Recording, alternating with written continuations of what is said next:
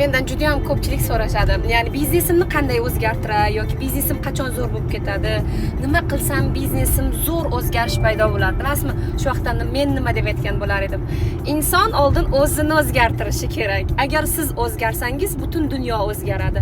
Aytadi, mana uni qila olmayapman, buni qila olmayapman, biznes partnyorim bunday yoki uyim bunday, u bunday yo'q.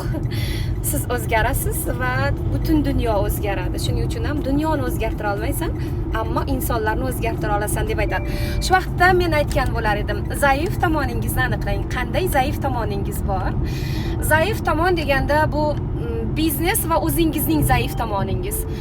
Ya'ni biznesingizning zaif tomoni, masalan, kimdir klassika bilan ishlaydi, kimdir binar bilan ishlaydi, kimdir tribinarlar bilan ishlaydi.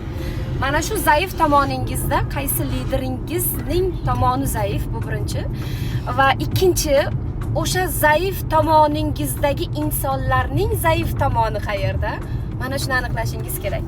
Nima uchun biz qachon mukammal bo'lamiz? Qachonki o'zimizni tahlil qila olgan vaqtda.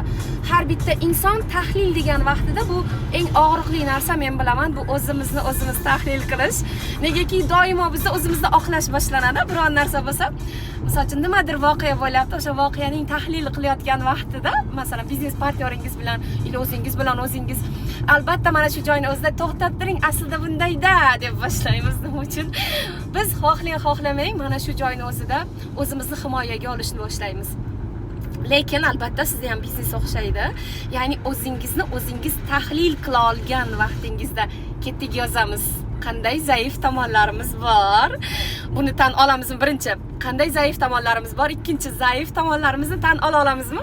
Kommentariya yozamiz. Bu men uchun juda muhim, qiziq va qanday, ya'ni zaifliklar to'g'risida gaplashamiz. Tayyormisiz bunga?